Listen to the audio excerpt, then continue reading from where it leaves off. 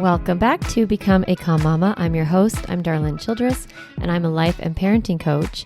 And today on the podcast, I've invited another parenting coach named Margot Magowan to talk to us about connecting with our kids in a more curious and compassionate way using the principles of nonviolent communication. Well, welcome, Margot, to Become a Calm Mama. I'm happy to have you here. Thank you. I'm so happy to be here. Yeah, it's so fun for me to talk about nonviolent communication because that's like my inroad into the work that I do with parents is I was trained in nonviolent parenting with Ruth Beaglehole of Echo like a long time ago. And she was trained in NVC in nonviolent communication. So it's like anyone who works with me or listens to the podcast or does any of my programs, they are practicing nonviolent communication without necessarily knowing that. And so I love that you are an expert on nonviolent communication and you teach it all the time, pure, like, in that way. So I think it's really great to have you on to talk about nonviolent communication and to share the concept with my audience, even though they already do it. They just don't have the label. So thanks for being on. Yeah, thanks so much for having me. I've noticed that about your podcast and about your work. It's very expresses nonviolent communication exactly without that Exactly. word. Yeah, right. So tell me how you got into the work, what you do with how you work with families and kind of where, like, what does your work look like and how'd you get here? So before I became a coach, I am a writer and I spoke about politics and culture and women's rights, and I would advocate on television and radio. And then I had kids. And so I had three kids. So I have three daughters. And everything went along fine until my oldest daughter was about 15 years old and she started having behavioral health challenges. She had school refusal, wouldn't go to school. She was abusing drugs. She was stealing. And we sent her to wilderness programs and residential treatment where she was for like 3 years. And anyway, my daughter had access to all kinds of mental health support, like dialectical behavioral therapy, cognitive behavioral therapy, all kinds of stuff. What really transformed everything for our family was when my husband and I learned nonviolent communication. And my daughter, she's 22 now. She's thriving. She's so happy. She's great job. She's going to school. She's in a great relationship. And I really credit it with me and my husband learning how to listen to her. Yeah, how to listen to her. It's so beautiful. Exactly right. It's Yeah. similar to my way that I came to this work is that, but it was when my son was 4. He's also 22. Ah, But when he was 4, I was like, I don't, now we know he had ADHD. yes. But at the time, I just thought I had this like very bad sociopathic child. Like I was like out of my mind. And I was trying traditional parenting methods like timeout or removing privileges, but really I was just yelling a lot. I was just really overwhelmed. And, he would just sit in his little timeout chair. This is like back in 911 days or whatever. And he'd just gnaw on it. He'd just sit in the chair and gnaw on it. Like, like we had that chair for years and it was like bite marks. And there was bite marks on his crib if I would put him in there. And I had no idea about nervous system. I had no idea about regulation. I didn't know how to talk to him. I didn't know anything. And I luckily met someone who taught parenting in this foundational way of communicating through nonviolence. And we can define it in a second. But I was like, what? Like, it was so crazy that I was going to have like a conversation with my son and that his behavior was an expression of his unmet needs and his emotions. And it just was. Now, this is obviously, 20 plus years or well, almost 20 years have gone by and education has come a long way. But at the time, the traditional parenting was still kind of the key. You sticker charts, timeout, Yes. takeaway, still spanking. And I'm like, I'm supposed to listen? We're gonna have a conversation about how you act. I was so like hard for me to even fathom it. But then I started doing it and I saw change. That's one thing I love about your website is how openly you speak about the yelling. Because I was such a yeller too. I yelled and yelled and yelled at my kids, and honestly, if it worked, I'd still be doing it. But it doesn't work. You know, it doesn't Short term, maybe. exactly. Compliance in the moment, possibly. Yes, possibly. Depends on the personality and the limbic center of the person you're yelling at. Exactly. Yeah, I know. I do. I am pretty transparent about it all. And like I remember this goes into trauma, but feeling like I was victimized by my 4 year old, that I was in an abusive relationship, Yes. and then saying to my friend that, and her saying, that's not normal. Right. Yeah. And Well, I was like, wait, what? Like, yeah. she's like, not everybody feels that way. I think you have some more stuff going on here. Mhm. And we're still best friends. We went a big long hike yesterday. She's the best person to me. But I really needed to say that quiet part out loud and then be told, hey, there's help out there. Yes, because even when you said that you thought in your mind, your thought was, oh my God, my kid's a sociopath. Like I had the same thoughts about my kid. And then I would feel horrible for thinking those thoughts and afraid to talk to anybody about it. So I really appreciate your willingness to speak about your experience. Yeah. Well, once you get to the other side, Yes, um, it's I want to share that it doesn't have to be that painful. And it's similar to where you were in so much pain with your daughter. And 15-year-old girls, really struggle. And in this day and age with social media and social bullying and uh, image issues, like it's just a lot going on for them. absolutely. And then to have be at your wit's end, like I'm doing everything I can for this kid, and I not sure what to do or what can we change. And so what did you notice when you practiced the principles of nonviolent communication?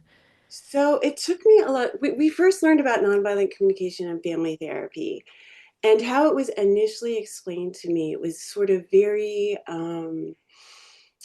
too formulaic, I think. Like I was very suspicious of it at first. So I'll tell you how it was first explained, which was just say like okay, so observations, feelings, needs, requests. So say it again: observations, feelings, needs, requests. Mhm. Yes. So, okay, I'll give you an example for like with adults. So, say instead of saying like you're with your partner and you're worried that you're going to be late for a party, Mhm. instead of saying to your partner like, "Honey, we're going to be late. Hurry up," you would make an objective observation, which is something like, "Honey, the invitation says 7:30 and it's 6:30 now." I feel, then a feeling, I'm feeling anxious um, because my need for security isn't being met. And then you make a direct request. Would you be willing to leave in 15 minutes? And it actually sounds lovely. Right? Because there's no judgment involved, right? Because what made me Like, late? you're making us late. Hurry up, which is a demand or a command. And yeah, Exactly. yeah. It sounds beautiful. Yes. So we initially learned it in a very formulaic way.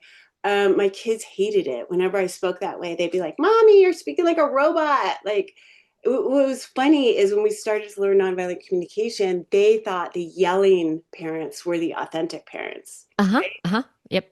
So when we stopped yelling, they totally didn't trust us.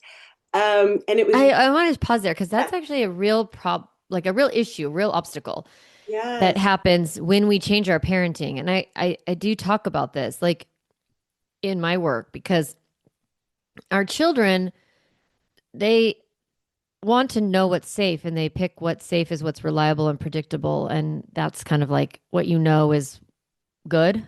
yes, Yeah. And so when you change your behavior, they don't necessarily feel like it's trustworthy or safe. Like you're like an imposter or something. 100%. Yeah. It's not Yeah. safe for them because it's unfamiliar. Mm-hmm. Mm-hmm. It freaks them out. And then eventually they catch up to the new version and they really, really like this calmer, more regulated, more connected parent. But there is like this period of time, and I've noticed parents will, and maybe you do see this in your practice, like it's not working. Yeah, Because their behavior escalates because they want to go back to the old pattern where you yell. So the child's behavior will escalate in the process that you're changing because they want to pull you back to your old pattern. And you have to restrain yourself or stay within your new value system long enough to get all the way through that emotion. Then yes, they get to that calm side and they're like, oh, okay, this is actually better. And you do that enough times and they feel better. yes. Yeah, Hmm. that's so well said. And I think one thing that's really helped for me, for my kids to recognize authenticity instead of feeling like I was an imposter, is I really focus on my energy and not my language. Hmm. That Gosh, yeah, let's say, well, yeah, what do you mean by that? So what I mean by that is the shift that I made was I was so focused on the script, right? The Hmm. NVC, nonviolent communication, you have to use the script. I notice, so I feel because I need, and then you make a request. And what I started to do instead was really focus on what they call NVC consciousness, which is being open and curious and present and compassionate to whatever is happening. I prioritize connecting instead of fixing. Does that make Hmm. sense? Yeah. Yeah. And it's true. I teach tons of scripts. Like I Mhm. just like and parts and pieces. I was like, because I'm working on a book, and I'm like, everything is like step one, step two, step three. It's like Right, awful, really, because it's so much that people like so much to memorize, and right. it's because you want the practical script and you want to know what to say and what to do. Like we want Yes, that part, and that's helpful. And at the same time, there is the concept within us that is shifting, and that I always say like feelings drive behavior. Like what's going on the outside is what they're trying to reveal on the inside. And right.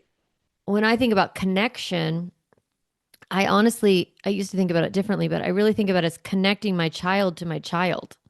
Yes, I think that's totally true. 100%. Yeah, like I'm so curious. I'm being as neutral of a witness as it can possibly be of what's happening Mhm. on the outside. And that's really hard. It's so easy to say neutral witness, compassionate witness. Those words are easy to say, but they are very hard to do. And we can Right. talk more about how to do it. But if you are coming from that place, if you can ground into this is my child's expression of needs. This Yeah, is my child's expression of emotion that they don't know how to handle. This is a nervous system on fire. yeah, Then you soften. Yeah, you see your energy, right? It kind of is like I'm present here. I'm not trying to manipulate yeah. or manage or you know change anything. It's just slowing it down, and then I think the big situations sort of fix themselves a little bit. Yeah. I think that's so true. And I think that really when you can get into that NVC consciousness space, that natural curiosity opens up. And when I feel natural curiosity, that's when I stop doing the power over parenting and I'm more power with.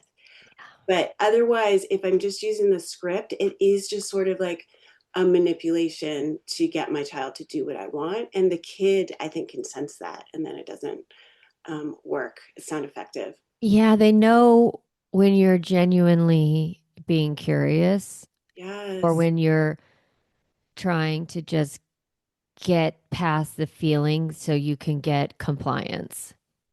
They know. 100%. Yeah, we can sense it too as adults. Like if someone Yes. is faking it. Yeah. So how non well, I do try to remember. So just basically, like in a nutshell, what nonviolent communication is focusing on your feelings, identifying the universal needs underneath those feelings, and then expressing that truth honestly while staying connected to another person's humanity. And then also Marshall Rosenberg, who created nonviolent communication, believes, as I do, that all human behavior is motivated by an attempt to meet these universal needs. And so, what I really try and do is pay attention to what my child's need is. What is she needing? So, say I like walk into the room and she's lying in bed and I wanted her to be cleaning her room, instead of saying, like, well, honestly, part of me will think, like, oh my God, my child's lazy. She isn't doing what she's supposed to First, be. I think we have the first Right. pass. Eventually, if you practice a long time, your first pass is not judgment. Right. but it can easily be for a long time. First pass is judgment, and even if you've been practicing a long time, first pass could still be Yes, judgment. Yeah. yes. Uh-huh. But I do think in my head then, okay, she's meeting her need for what? For comfort and ease, possibly right Hmm. now. Hmm. And this is her best strategy to do that. And that just helps me like shift myself into a place where I can show up for her as opposed to judging her.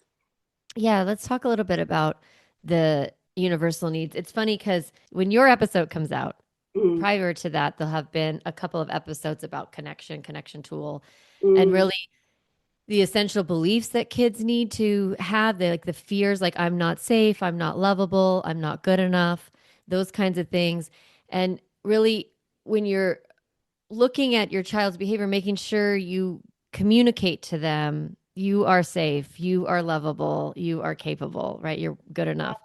And I think when we get stuck as parents, it's because, we're like almost thinking like, are you good enough?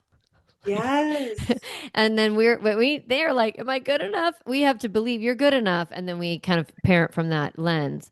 right, Um, and it's similar for the needs piece, like what are these, universal essential needs? When I studied NVC, I found the list overwhelming. Like it was like so many, but right. I always have boiled it down to like attention, affection, autonomy, Mm. appreciation. So when you think about them, how do you think about what are our human essential needs? How do you teach it? So I have my list here, and Yeah. I've been doing NBC for years, and I still have my list. Okay, listeners, Margot just picked up a piece of paper and there's like 28 Yeah, words on it. Yeah. I think it's tricky for parents. Like, yeah. right. I think that's why you said maybe, I mean, this is a guess, but that you feel overwhelmed by it because I still carry this around. I Yeah, still, right. right? So the needs are basically they're in a few categories of connection needs like acceptance, affection, appreciation, belonging, to be seen, to matter. There's meaning needs, which are like awareness, clarity, competence. There's autonomy needs, there's honesty needs, physical well being, peace, play. I don't know if that feels overwhelming just to hear No, that, those are good. Yeah, those are good categories. Uh-huh.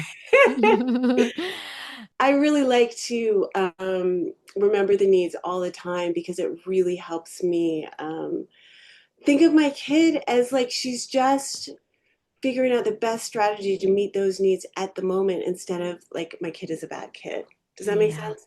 for sure. Yeah, and I think it's why I've simplified it in many ways, like feelings drive behavior. So like I have a feeling, I have a feeling of sadness, or I have a feeling of yeah, it is a need. Like I'm feeling disconnected. I want connection. I don't, I'm feeling kind of the opposite of the needs, and then what is it that I need, right? Yes, I'm totally. showing you through my behavior. Yeah, Um, but it is so helpful to like view someone's behavior as a form of communication of yeah, what they're needing right, underneath or what they're struggling with right. inside. And Yeah, I think about as a parent, it's it's actually a little complicated because we do have a responsibility to teach kids our skills and emotional management and things like that, and then also being responsible and our values, whatever our values are as a family. And then when we have a behavior, it really counters, like we're like, oh, this is, they haven't learned this yet, or right, this is indicative of what they're going to be like when they're older, or this is indicative of how I'm not a good parent. We're always evaluating the behavior. And right, on some level, we are supposed to a little bit. We want to get some feedback of where our kid is and what maybe they do or don't understand yet. But when we're judging the yeah, behavior, right, that's where I think we get messy. So it's like we can observe with intention of might need to parent this or set a limit around this or you know talk through why this behavior doesn't work, right, but it's not the first conversation and it's not the way that we want to be looking viewing our children as like fix it, change it, stop it, solve it. Like what do we got to, oh, this is, she's lazy, she's laying down, she's supposed to be doing her, I've asked her 4 times. Like we make it mean so much, right. and it does mean something. Yeah, I think, I mean, what I really have shifted with with nonviolent communication is prioritizing the connection instead of the fixing. Yeah. And one thing I really like about your work, or what I know of your work, which you've talked about today as well, is like as a mom, I focus on myself all the time. Like, what are my needs? And what really shifted for me when I learned nonviolent communication was I stopped using my kids, and I was using all three of my kids to meet my own needs. I became aware of what my needs were, and then I figured out other strategies where I could meet my needs, where I didn't need to shift my kids' behavior to meet my needs. Yeah, because if I need calm or Yes. I need a sense of control in order to feel calm, Mm-hmm. that's going to be very difficult to achieve if you have three little boys, right? Oh Or my little girls, or God. three 8-year-old girls. Yes. Um, because their nervous systems are firing, their behavior's out of bounds, they're learning, they're mature, they're making mistakes all the time. And so if we learn how to take care of ourselves, that's like that calm, right? If I know how to like go inside and manage my own needs and get those met and take care of myself, that's the only way I can show up in this connected space with my kids. And 100%. like you need calm, like when parents are like, you need to be quiet so I can calm down. Right, right. You need to Yeah, calm down. It's right. like, because I can't calm down till you calm down. That codependent relationship where we need our kids to be successful or be calm Yes, or be whatever in order to get our need for meaning, our need for belonging, our need for autonomy, all those different needs. If we're using our children in any way, it's going to get messy. 100%. And I think that that's a lot of why I became a coach, because I felt like that was what was sort of skipped in my daughter's recovery. Was I kept trying to shift my daughter's behavior so I could feel safe and successful and competent. And what I realized, what my husband and I realized together is, oh, wait, we got to meet our own needs, not through our kid. And even with things like school refusal, my 15-year-old daughter would not go to school. And so I think a lot of parents can be like, my daughter has to go to school. That's the bottom line. Well, this daughter had severe ADHD and she ended up getting her GED. She had a different path than the path I thought she was supposed to take, and now I realize all of my kids, like, I just try and show up and see what their path is. And I think what's really hard, and what I do in my coaching, is I played the role I was supposed to play as a daughter, right? I was the good kid and I did what I was supposed to do. And I think I thought when I had kids that I was going to get a fan club, because that's what I was. Uh-huh. And then when my kids weren't a fan club, I was shocked and I was pissed off and I was like, what the hell? Like, what happened here? What And did I do wrong? exactly. And what I did wrong is I'm a cycle breaker, and it seems like you are too, to some degree. And I think it's Hmm. hard when, as mothers, we played that role, that to then be a different kind of mom than our mothers were to us. It's challenging. Yeah, it really is. And going back to, regulating ourselves, making sure we are taking care of ourselves, meeting our own needs. It's when I came to this work, the first thing I learned was nonviolent communication. And that is where in all my work it's connect. It's like because Mm, I have this 4-pillar parenting process: calm, connect, limit, set, correct. yeah. And connect was so powerful. Like it changed so much of the tenor in my family. Lincoln had these crazy meltdowns that lasted for like 45 minutes to an hour. Insane. Like kicking, screaming, running around, just cuckoo pants every day at 4 o'clock. It was like on the dot. And I tried so many circumstantial changes. I would, correct the behavior. I mean, it was just, and then when I just stopped and just was like, hey, buddy, I'm right here. Yes. You're having a hard time. You, you crying, you screaming, you kicking. Yeah, yeah. You need to kick here. I just was like with him in it. Everything, it went like calm. Like the the thing that I wanted in my family was like created. It was Right. a magic trick. I was like, wait, what is this? whispering I'm doing that is making my child not be so reactive. And it was so foundational to everything that it changed me phenomenally, at a foundational space. And I think that's probably true for you too. Like once you caught it, you're like, oh, okay, I get what this means because you get like a taste of it. And then I still didn't quite know how to handle like cuckoo behavior or just limit setting in general, setting boundaries, like the direct request thing. And he's like, Right. would you be willing to get your socks and shoes on in the next 15 minutes? Right. It's not it's not great for parenting per se, right? But we have to have different language for limit setting and consequences. And so then that's I added limit set and correct. And then teach it all, teach it all, teach it all. People making huge, huge strides in their families. And then they'd be like, the only thing is, Darlene, I can't remember. Can't Mm, remember what to do. I just still am yelling. I'm still, and that's when I became a life coach because I was like, all that part about calm, you can't do any of this good parenting, connection, setting boundaries without harshness, following through with restitution or responsibility. You can't do any of it until you're calm. right. And that's what you were like, there's a piece missing. And Yes. it's true. In most parent education, it's focused on the child, even if it's a connected parenting education, like nonviolence or compassion. Compassion is nonviolence, it's the same.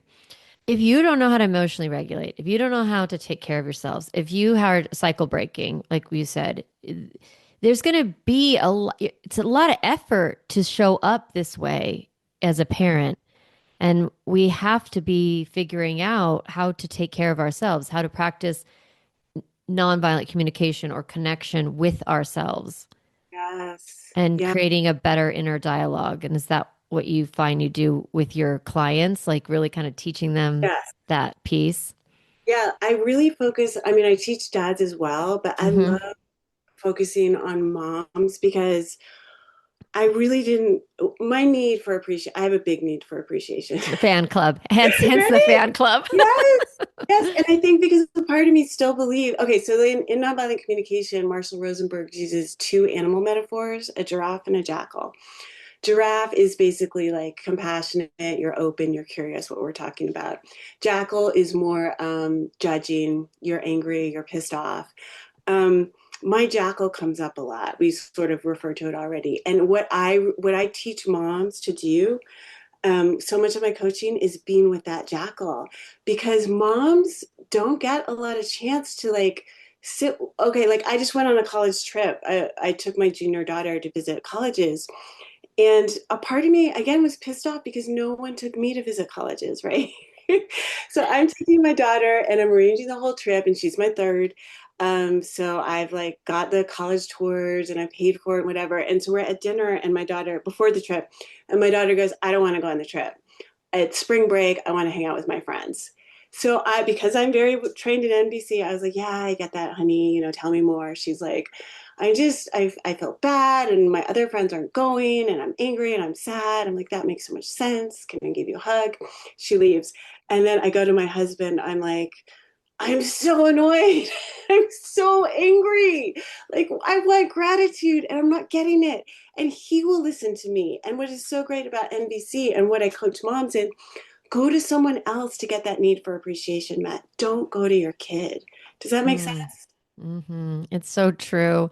And I think we also can learn to meet it ourselves too. Like we don't, um, I love a good sesh, like your daughter kind of bitching to you and you holding space, and then we hold all that space. We have to have someone that we get to bitch to as well, right? Then, but at the same, sometimes in parenting, there's nobody to bitch to. And that is really where we are being our own coach or like processing through our emotion. And you're right, you cannot bypass it. It is there. If I have an unmet need or I have a feeling that I want to process, like I'm, resentful possibly or something, it's like, yeah, it has to come out. has to come. Otherwise, it will get stuck and will show up in the next conversation. Maybe you're compassionate and kind with her this conversation. Then you're stressed at the airport and things aren't going well. And then she's like, that's why I didn't even want to come on this trip. And you're like, you don't even understand what it took for me to get here. Yeah. Right. So it's like keeping our own accounts short too. Yes, Mhm. yes. I think that's why the coaching helps, is that they have a safe container, the moms, to come, and I'm sure they have that with you. But also, Yeah. my husband, like, he needed a lot of training. Because Yes. you're right, because he was a total fixer, and he couldn't listen to me complain about my kid without, like, getting nervous or like trying to defend her, like. And now he knows. Now he just sometimes I have to say, like, I just want empathy. I don't want you to defend her, because I know what's going on with my daughter, but I need someone, and maybe it's me in my own journal, but to just listen to me and not try to make it better or fix it or take it away. Yeah. Yeah, we do. We do want that. We need that. But you're right. Not getting it from our kids and being aware, like when you're angry or resentful or frustrated, right? That's probably because we have some sort of fear or need that's not being met. It's not, yes, your child's behavior is frustrating, but there's probably more to it. And I think that's what we're talking about is like going in a little bit and being curious about ourselves and kind of taking a look at why am I so upset by this or why is this Yes. bothering me and being really gentle in having that conversation. Yeah, and I just want to add that when that happens with my daughter, and I know you have this experience as well, like when I just really listen to her and give her space, she did this that night. She comes up like 20 minutes later and she's like, Mom, I'm excited to go on this trip, and we had a great time. Yeah, it's like, but if I try to force it, or if I go in my head like, oh, I have a spoiled brat child and why can't she breathe, then it doesn't go anywhere. My daughters, all of them, and all the moms I coach too, and dads, when you show up and listen to your kid and they feel safe and their nervous system regulates, they reach that state of compassion and curiosity in themselves. And I feel like we're doing such a service of actually modeling how to show up for them so they can show up for themselves and be healthy Yeah. adults. Yeah, exactly. And the purpose of connection or compassion or practicing NVC principles is not to get to the other emotion, right? It's Right. not to like coach towards gratitude, coach towards compliance or acceptance or whatever. Maybe there's some room for perspective taking sometimes, some conversations, if they really feel seen and felt. But most of the time, we can just leave it there as like, yep, it's not great for you. I hear you. That's okay. It's okay for you to be annoyed or frustrated or whatever they've got going on. And trust that they can get back to a regulated space on their own with that once they feel seen and soothed. Yeah. But not every kid will do that, especially younger ones too. They might still get in the car and still be grumpy and still be pissed off, and that can be an obstacle for us. I think when we're like, I did the thing, I was kind, I showed up, Yes. and they're still being an asshole. Right. No, I mean, I had an extreme version of that with my oldest daughter who was in residential treatment because it literally took years. And one of the first ways I learned how to practice, actually really practice NBC, was when she would tell this story to all of her therapists about how my husband kicked her out of his truck on the freeway, right? And this never happened. And so initially, when my daughter would tell the story, my husband and I would get like so offended and so hurt and be like, why are you lying? Why are you saying this? This never happened. And finally, a therapist was like, just listen to her and empathize with her. And I'm like, but it never happened. How can I empathize with her? And she's like, empathize with whatever she's feeling. So I tried to imagine, how would my daughter feel if she were kicked out of the truck on the freeway? And I was like, okay, she would feel scared. She would feel anxious. She would feel abandoned. And so I asked her those things. I said, when she complained about it again, Dad kicked me out of the truck on the freeway. I was like, that must have been really scary for you. And she's like, yeah, it was really scary. And I said, oh, did you feel like alone? Yeah, I felt totally alone. And I just went with her. And Darylyn, like, honestly, like, that was a huge shift. Like, that I was able to do that and that she felt safe and listened to. The truth of her story, truth in quotes, wasn't about like what actually happened, but it was her emotional truth that she finally felt safe enough to express to me. Yeah, she really wanted you to know there were periods of time, whether that in this not real scenario, but there were periods of time in her experience of you or of herself that she felt those feelings. And Yes, yeah, and wanting to have a witness of that and a validation of, yes, yes, you felt that way. And yes, that was probably really hard. yes. Yeah. And it's why I go back. So with nonviolent communication, again, it's observations, feelings, needs, requests. But the observation part of it is tricky because how Marshall Rosenberg initially explained observation was think of it as a video camera. What would a video camera see? Like we were talking about when we began this interview, like what is the time on the invitation? Hmm. But with my daughter, it's not a clear visual observation. It's also what was going on inside. So it's way more complicated. So that's one way that I coach moms in NVC and parents is to think of observation as more like an iceberg. Like you can see something happening, but then it also stimulates your own personal experience. And then also systemic power dynamics can come into it as well, what it's like to be a girl in the world or something like that. Hmm. Yeah, there's a lot more going on Exactly. that can be quite deep. The more perception we have, the more we can put our kids in a narrative of like, okay, let's put you in a story. You are a 15-year-old, you're a girl, this is what your whole world is like. Or, okay, you're 4, you don't want to go to sleep and it's dark and it's the end of playtime. And, you know, all you want to do is have power. And here I am saying you can't. Like kind of a deep understanding of what could be going on with with these big little people. Yeah. Yeah. In for listeners from my work, what Margot's talking about when she talks about observation, I use the word narrate. So when I created a connection tool that is uh, in the foundational principles of NVC, but just different language. So it's narrate, name, regulate, and then we coach if we can. So narrating is really like what you can see, what's happening, like what are the facts. Mhm. So even if it's a story that's not true, I hear you saying that you were on the side of the road, Yes. you know, um, and then naming the emotion. It's a guess. I wonder if you were feeling really sad and scared, and then like validating. Um, Right. and then if that creates dysregulation, to use grounding exercises or regulating on some way. And that's the connection tool. So it's like the principles there, but then put into parenting practice. Because in my work, I don't I don't teach that parents share their emotion with their kids. Mhm. And I don't know how you handle that. And maybe that's like a sidebar. But in general, I find it too slippery that the parent says, I'm feeling overwhelmed to the child, and the child then may take on a caretaking role. Or um, if you are coaching them or trying to move witness their feeling, they are too young to be witnessing our feelings. I agree, 100%. Yeah. So it gets messy for me in parenting as pure NVC. I like it. Pure NVC is really really useful for peer relationships. Um, but the foundation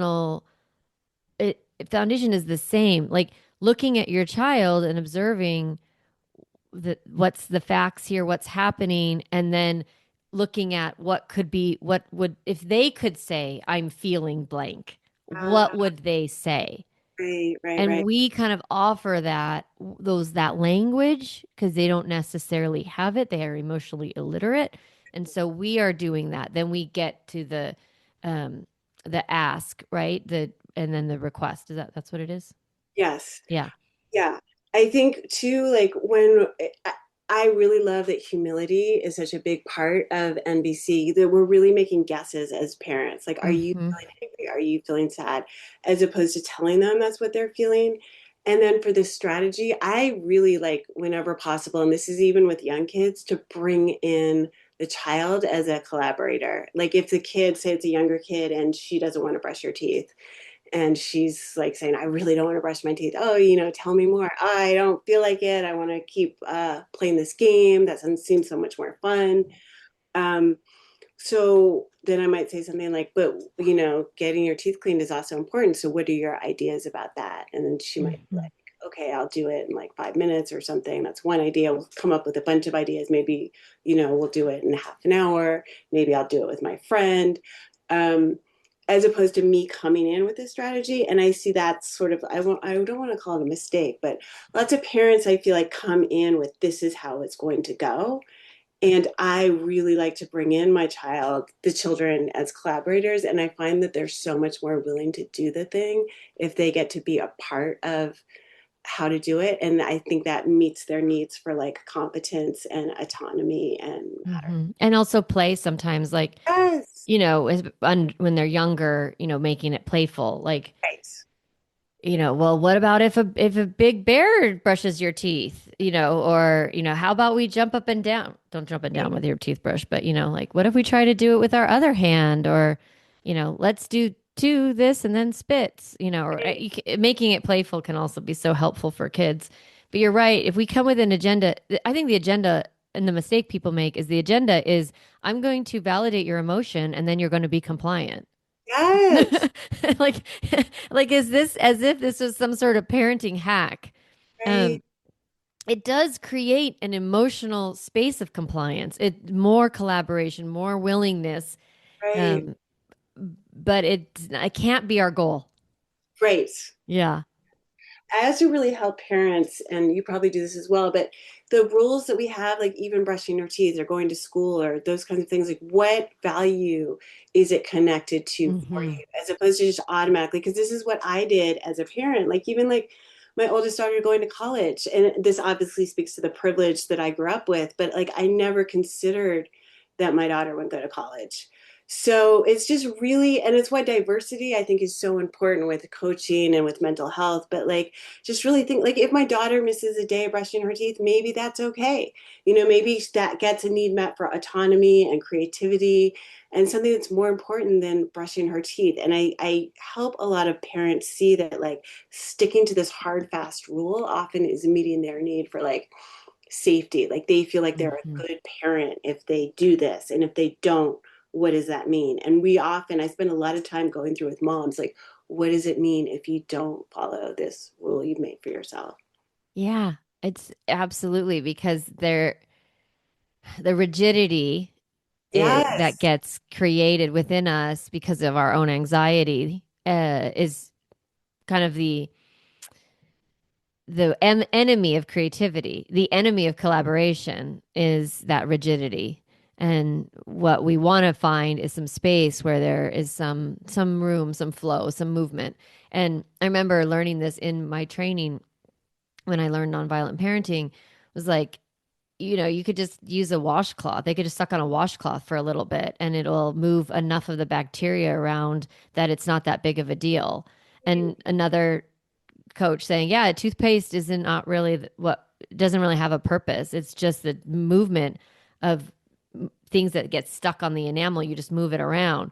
And I right. was like, okay, that's so freeing. As a parent, when you understand what's the why here and have a little bit more education, then you're able to be like, oh, I'm just going to make sure that, you have a dry toothbrush in the car. What difference does it make? Right. Yeah. Yes.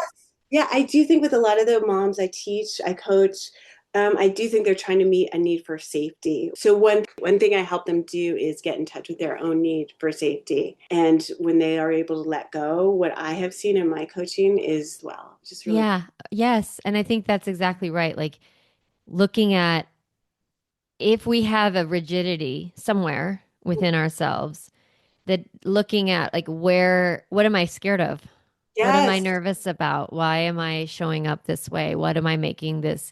If I always say parent the kid in front of you, not the one you wish you had or the one you're afraid they'll become. And it's like, this is a kid in front of me. If I parent this particular person in this moment, is the teeth brushing, like, is this the hill I want to die on? Like, or am I parenting out of fear of the future? Like, this is a slippery slope. I don't do one toothbrush this ice cream for breakfast today is they're gonna be like whatever our fear is. And it's like, no, I remember with Sawyer, my younger one, because he had such food restrictive disorder that he regularly just ate ice cream. Like I didn't care because it's just calories. Like I don't want you to die. Right. Um, so yeah, it's like kind of I had to find flexibility because of a disorder Right. and not, yeah, be so stressed by it. It's like, how many calories does this child need to live? It's like, Right. okay, however you get them in. And that was weird to other parents, right? When you're showing up differently. And if you practice nonviolent communication, it's going to look different. And I think that's something I talk to parents all the time. I teach a feelings first, but not a feelings only model. So it's feelings first, behavior second. And but in the moment, it looks like a feelings only model Yes. for to others, to grandparents and to, extended family and, camp counselors and whatever, whoever. And it's like, no, no, no, we're going to work all that out and the back end. I have the boundaries. This is new information for me. I'm going to talk through this. I'm going to make some new limits. But in the moment, it's feelings Yes. and Yeah. recognizing those needs. Yeah, I find one way to help moms get through that is the value of nervous system regulation. Most moms, I find when you explain it to them, they also really value regulating the nervous system, and they believe that when you show up for your child's feelings and when you model regulation and support them in a safe place, they also learn nervous system regulation, and I think they get that's important. Yeah, it's way more important than like making your bed today. Exactly. Yeah, yeah, it's like longer term emotional health for sure. Well, I've loved our conversation. Thank you so much for being on the podcast. Is there anywhere that people can find you if they're curious more about learning specifically about NVC? My website is Listen to Connect Coach. It's listen and then a numeral two connectcoach.com. Okay, You can find me there. Thank you so much, perfect. Sherilyn. Thank you for all the great work you do in the world. I really admire it. Oh, thank you. Same to you. Hey, Mama, if you enjoyed this podcast episode, I want to encourage you to do two things. The first is go to my website, calmmamacoaching.com, and get a copy of the Stop Yelling cheat sheet. You'll get a step-by-step breakdown of the most important tool I teach, which is the pause break. And you'll also get 40 ideas to reset your body and balance your nervous system so you don't have to yell at your kids. You can get a copy of that again at my website, calmmamacoaching.com/stop yelling. The other thing I'd love for you to do is go to Apple Podcasts and rate and review this podcast so that other moms can discover empowering and helpful practical parenting strategies just like you did today. Thanks so much for listening to the podcast. It means a lot to be in your ear every week and to support you on your parenting journey.